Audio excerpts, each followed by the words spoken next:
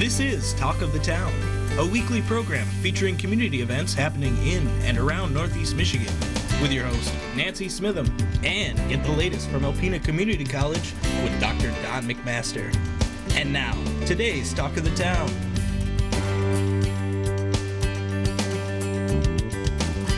Good morning and welcome to Talk of the Town. I'm Nancy Smitham. My first guest today is Christina Markowski from Alpena County Library. Hi, Christina. Hi. How are you today? I'm good. Doing good. Good. Looking for an update on your new building. Well, it's your old building that's going to be completely new. I noticed some of the construction equipment's gone from outside or moved around. So what's happening? So we're hoping by the end of July we can make an announcement stopping services at our temporary location so we can start moving back. Wonderful. August 9th, and then hopefully around Labor Day in September sometime. Have a big opening. Open.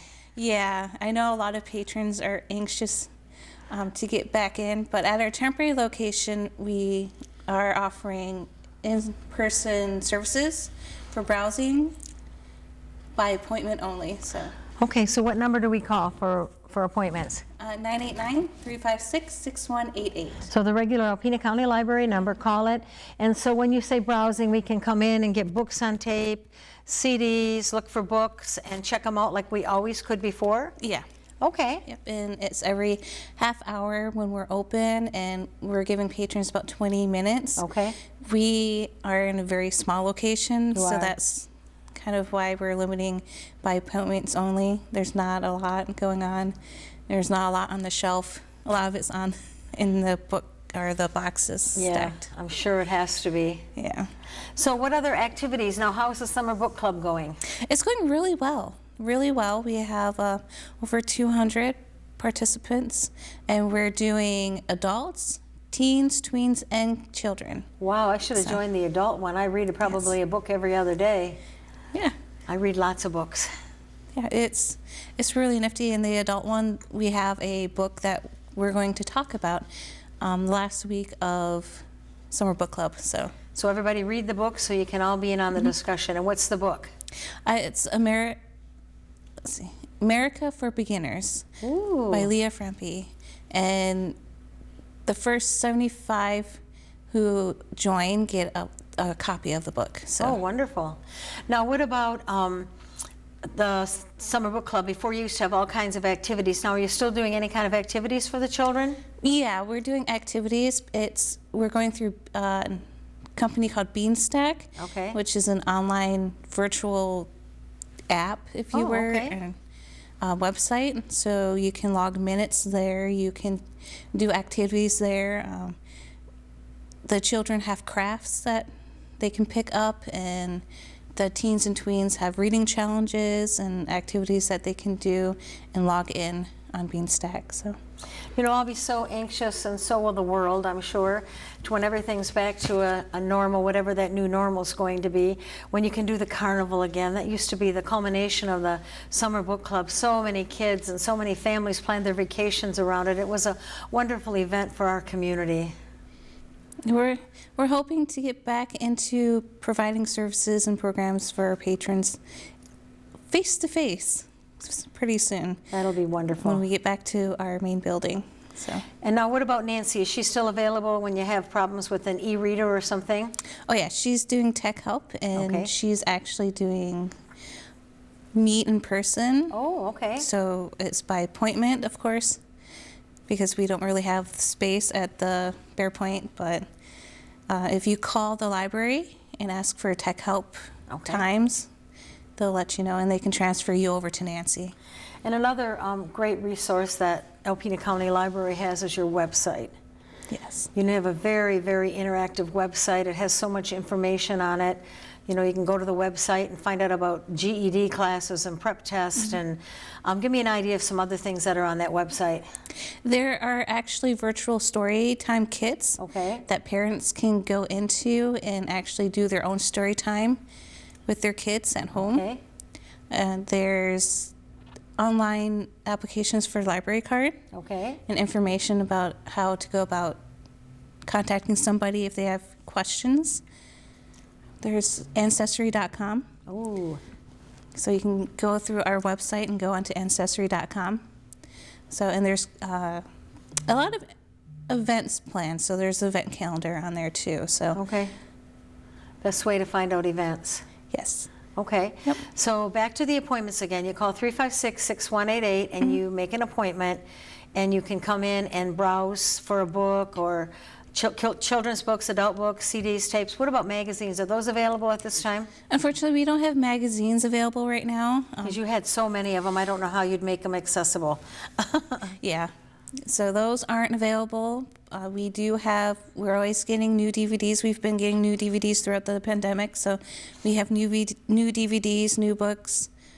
And if you just want to come get something from the classical section and from nonfiction. And we have upped our limit. Before we were limiting because we didn't have a lot on the shelf, but now that we're doing the in-person service, we are back to our original.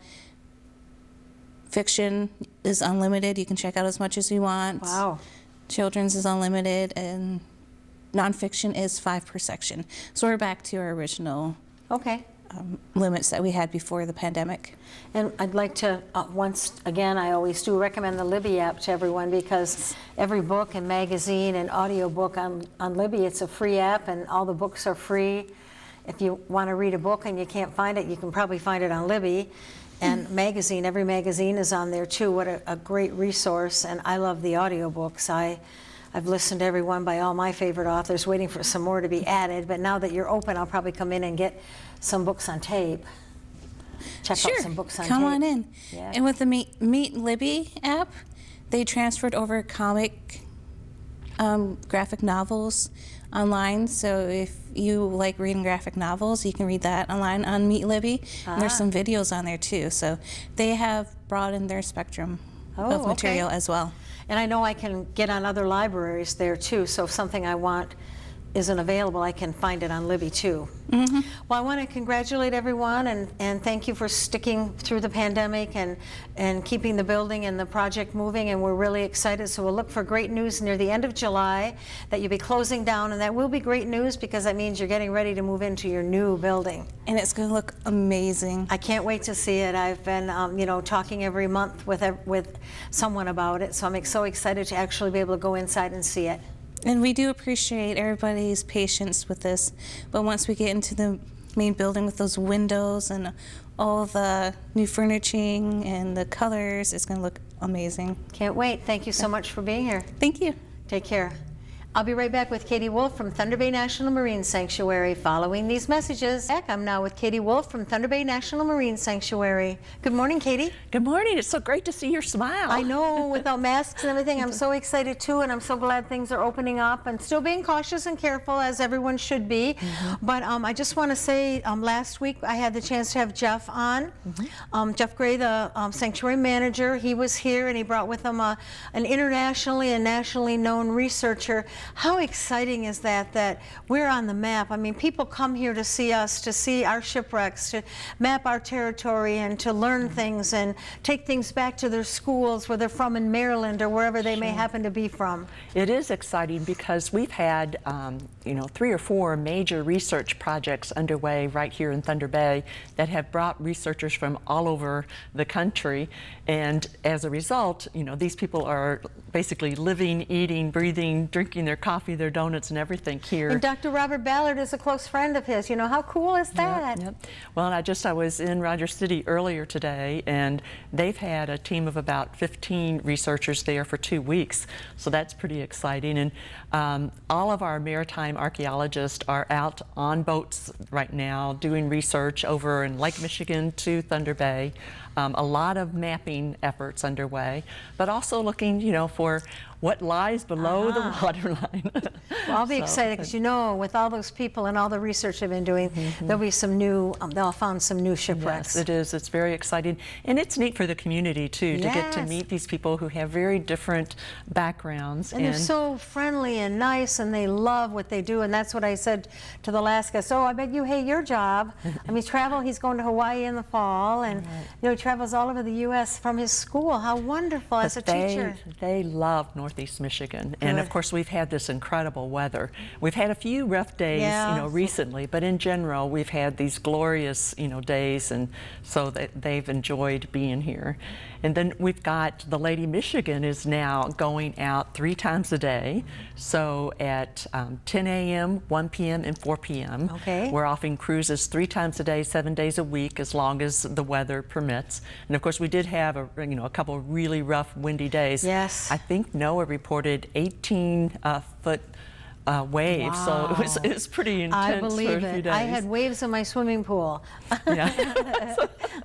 It was very dramatic to watch, but a Yes. little bit too rough for the Lady Michigan.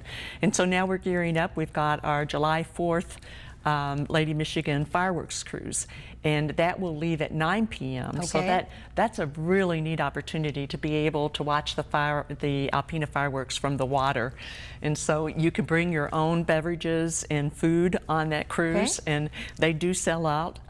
It will be going up live to purchase those tickets any day. Okay. So people want to look at that because they go pretty quickly. Okay. And so that's exciting too. We really enjoy having everybody there, and I'm excited. I get to help judge the July 4th parade this year. Yay, that'll be fun. So that'll be fun. I've not done that before, and I'm looking forward to that. And then another thing that's just down the road, we have our Get in Your Sanctuary Week, which is a national event that takes place with all the sanctuaries all across the country, and that's August 2nd through the 7th. Okay. Now, they are still doing it virtually, but we're hoping to have some exciting programs that capture some of the research that's been going on here over the summer. I'll be excited to see and hear that. Check your calendars, because that's fun. You can watch it from the comforts of your own home and hear what's going on out in the lake. And how's the rooftop and all the construction, everything going? That is going very well. In fact, the construction crew has been there. They have a membrane that they put down that makes it kind of weatherproof and energy proof. And so the plants, I think that's the last stage left, is to put the plants in the roof deck. And then hopefully we can start having large events there pretty soon as we get the word that it's okay to do so. Well, that'll be so exciting to go to a wedding or a party or something up there, because it was so beautiful before. Yeah. And it's a great venue for learning about how we can participate in stormwater runoff. People don't realize the damage that stormwater runoff does to our lakes and streams, because all those cigarette butts and everything else gets washed off. So if we can keep that stormwater from washing off into the rivers and lakes, we can keep a lot of trash and chemicals from the water. So it is a really important project. We do have some really big news that was just announced yesterday. Okay. You remember Russ and Kathy Green, yes, who were here in the Alpena area. Very well. And Russ was the acting or assistant superintendent here. Well, they just finalized the Wisconsin Shipwreck Coast National Marine Sanctuary and announced it publicly yesterday. And Russ is the superintendent of that. Terrific. So we're very excited for them. Kathy is the director of the museum there, and so they've both landed in really great positions, and we knew they would. They were phenomenal here.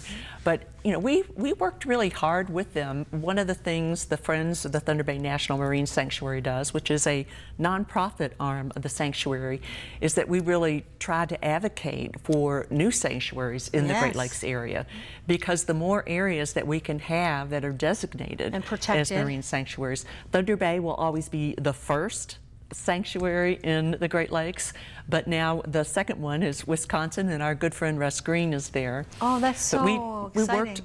We worked closely with the community there, because everybody's apprehensive when they think of a federal government entity coming into their community, but the community here knows in Alpena that it's really worked out to be a great asset. Yes. And so we were able to share that experience. Okay, so what else is happening at the sanctuary? Well, we are still doing as much as we can education outreach, working with, we had quite a few school groups who came on the boat, so we were really lucky. I think they even had all the seniors come for a cruise, and which was exciting. And apparently, they were seeing different people while they were on the cruise and waving to, I even heard a teacher, she didn't know they were going to be on there, and she was out on her boat and she got to see them. That's so wonderful. That was exciting. And then I think right now we're just just all really hoping to be able to get back to the office as soon as possible.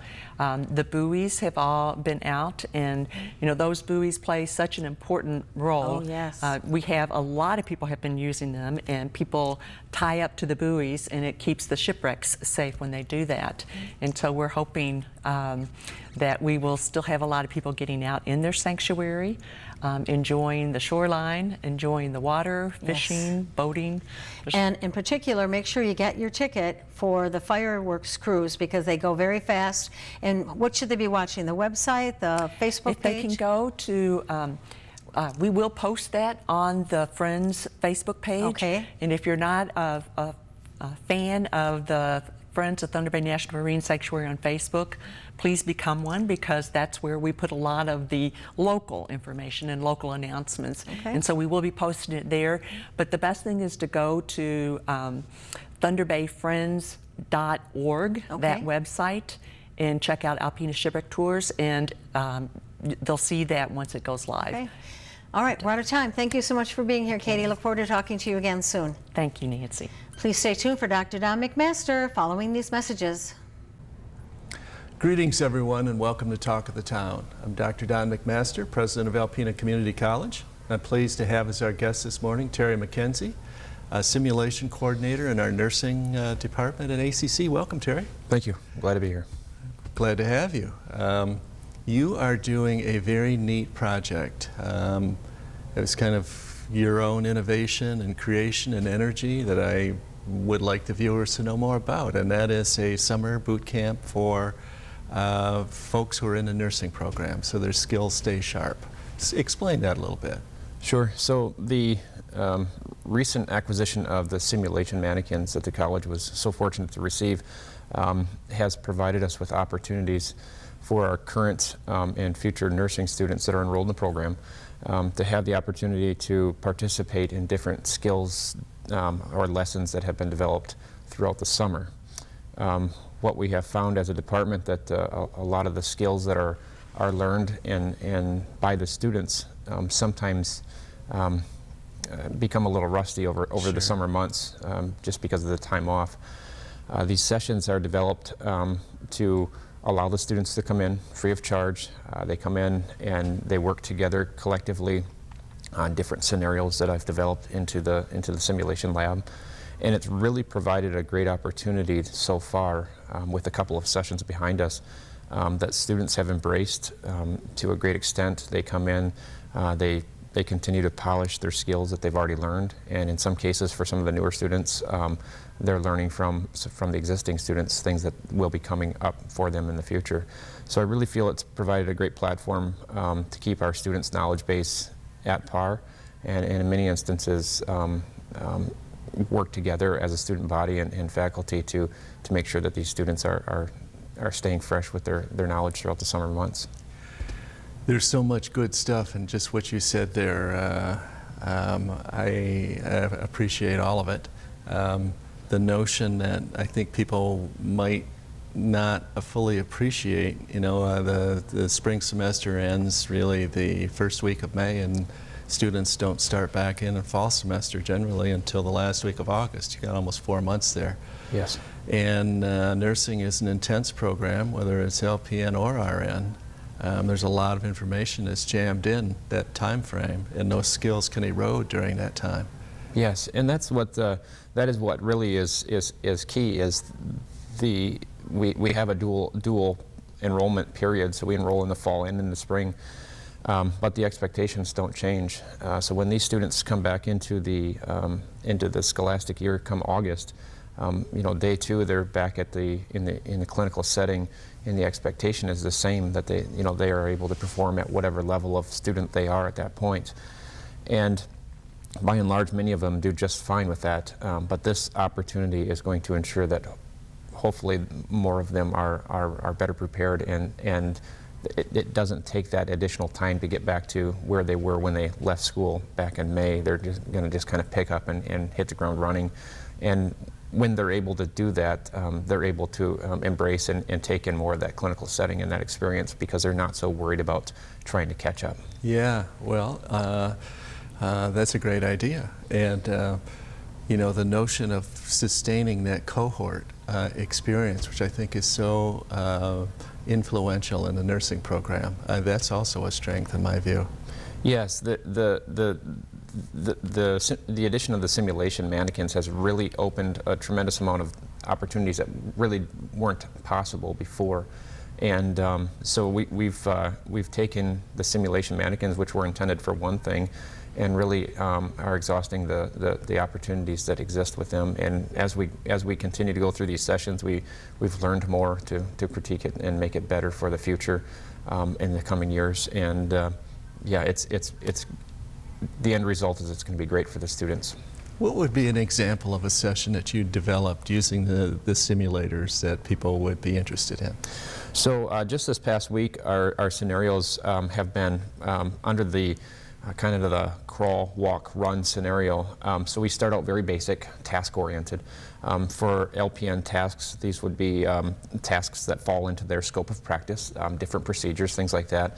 And then the RN levels, we would be working, for example, last week we worked on IV starts and things of that nature.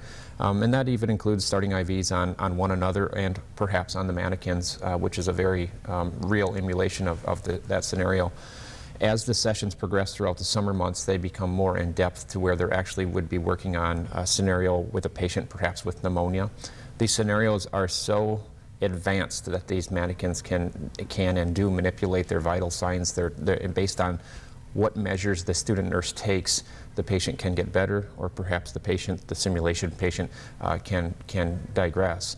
And so it really allows them to have the opportunity to work on those different scenarios and really free of harm. You know, these are simulation mannequins, so then once they do enter that clinical setting, they hopefully they've been exposed to it, be a little bit more comfortable, and it starts to put it all together. So we've worked from starting out at the basics, and then our last session will be our code scenarios.